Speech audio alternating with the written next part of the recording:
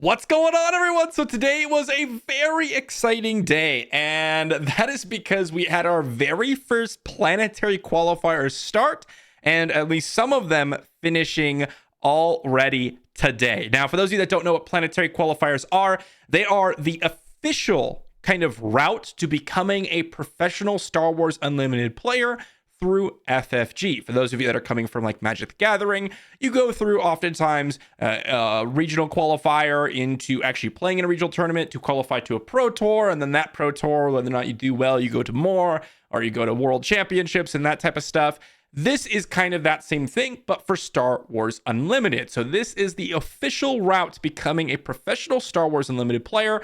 And this is the most competitive format that we've had for Star Wars Unlimited. So we got to see a ton of players coming in with the absolute best that Star Wars Unlimited has to offer in terms of decks, meta, and gameplay. Now, we're going to be talking about a few of them today. I believe 4 of them in total. One of them hasn't finished. That's the Colorado Planetary Qualifier as I'm recording this video. I spent the majority of my day checking out... exposed by my LSV there. But I spent my day watching the planetary qualifier in Dallas, Texas from the Bucketheads, guys. I will leave a link to this stream down below. Definitely check out the Bucketheads, guys. They have some amazing production value for a lot of their streams, and they casted and streamed the entire planetary qualifier, at least in terms of what they could, because you can't put every single dang match on the screen, of course. But we got to watch the finals. We got to watch all leading up to the finals and all that stuff.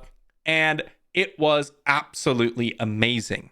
Now, what we're going to be focusing on, because it's pretty late tonight and there were a couple planetary qualifiers and I can't talk about it all. Heck, I don't even have the actual list card by card. But what I will say is, of the ones that I was informed on, I couldn't watch them all, of course. I spent most of it watching this one. 3 of the 4 planetary qualifiers were won by Boba Green. And this one included. You can see the finals match being Sabine Green against Boba Green, which is absolutely funny because these were the 2 decks that Set 1 was completely dominated by. Set 1 tournaments were oftentimes Boba Green versus Sabine Green, Boba Yellow versus Sabine Green, all that good stuff in Set 1. And in Set 2, again, 3 of the 4 qualifiers were won by Boba Green. Actually won. These are probably the professional players, or what I would consider the professional players of Star Wars Unlimited. They've taken down an actual qualifier. So you guys saw LSV earlier. These are the LSVs of Star Wars Unlimited right now, which is pretty crazy, right?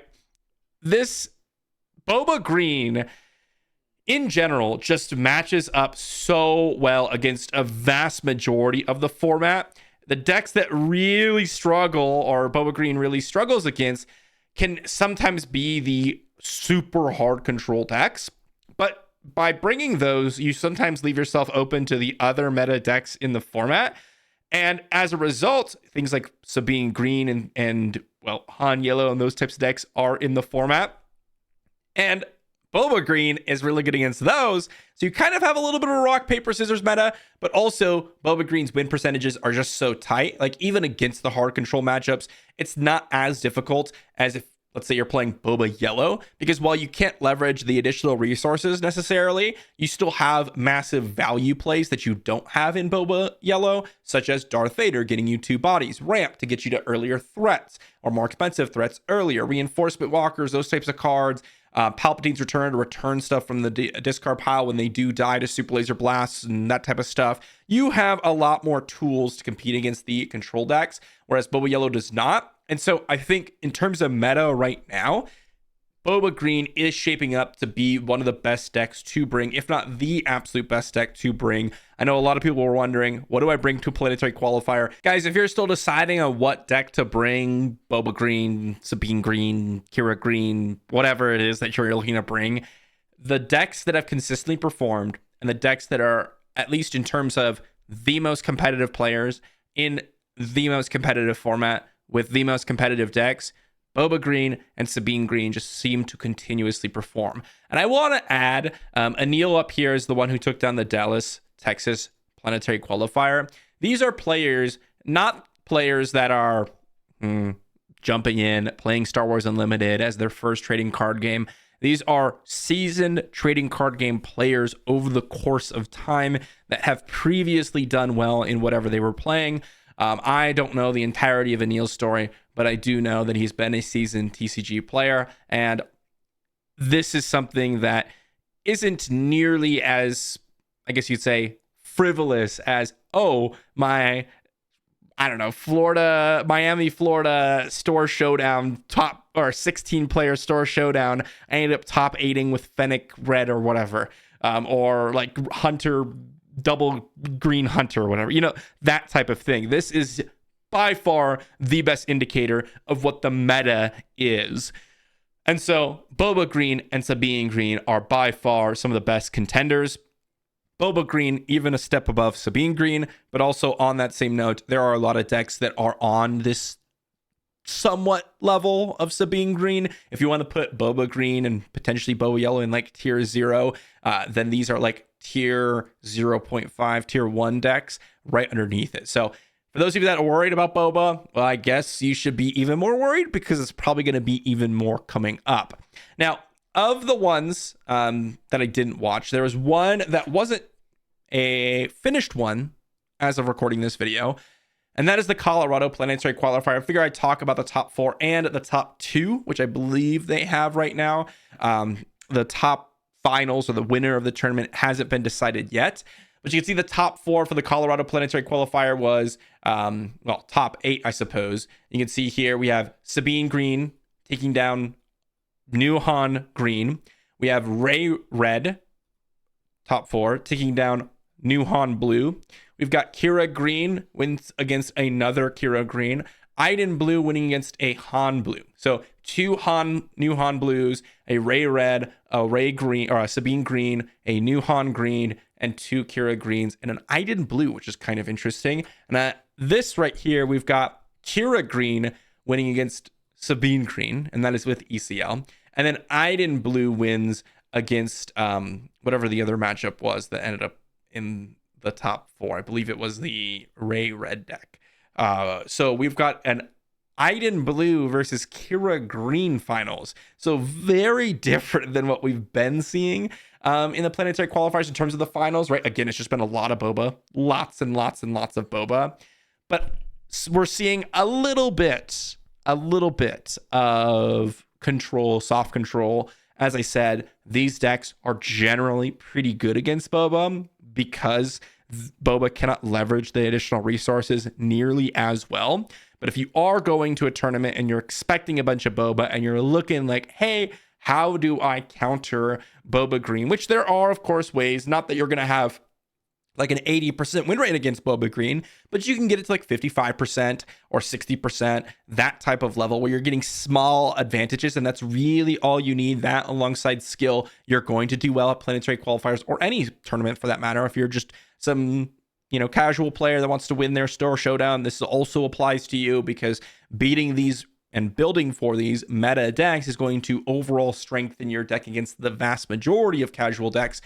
You really are wanting to prepare for things like Boba, and these soft control / hard control lists usually do pretty well.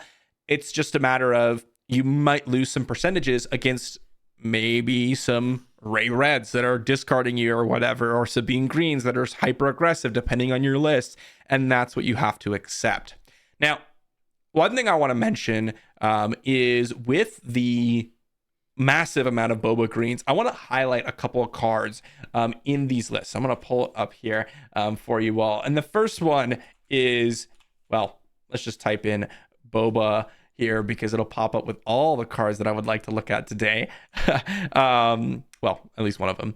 Boba Fett's Armor, guys. This card, it was kind of like teetered. Should I be playing the 2 of, the 3 of, the 1 of? Is it even worth playing? Boba Yellow doesn't like this card as much. And the main reason for it is it kind of puts all your eggs in the Boba basket. And in some cases, and that's a little bit weaker, especially when you're on the same resource turns as your opponent. In Boba Green, this is one of, if not the best cards in your deck alongside your leader Boba, because Boba Green relies on super laser technicians, resupplies, and kind of ignoring your opponent to get into an early Boba Fett, which is nothing new. This is something that was happening in set 1, and people were trying to do in set 2, of course. But Boba Fett's armor makes it so much better because it basically prevents, with the exception of like Rival's Fall on Boba Fett, which again, you probably won't be getting hit by because you've already ramped an additional resource. You at least have 2 additional turns with Boba Fett on the battlefield with an armor. It makes it basically unkillable for a couple of turns. And that, alongside things like Overwhelming Barrage, can completely bring you back to parity, if not just massively far ahead of your opponent.